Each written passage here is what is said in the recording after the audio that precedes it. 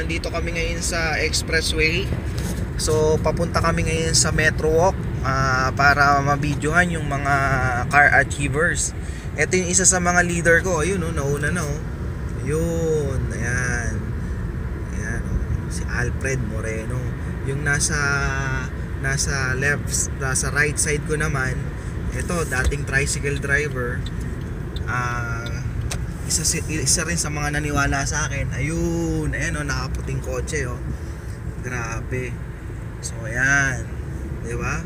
Sila yung parehong direct ko na in-invite ko dito sa AIM Global.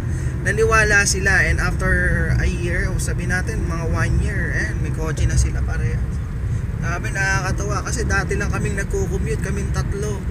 Ngayon, pare-parehos na kaming may kotse. Oh, ayan oh, si Alfred Moreno nakakotse. So ako, dating nagtatrabaho lang sa LBC. So ngayon, eto, bagong-bago, Toyota Altis. Ayan oh.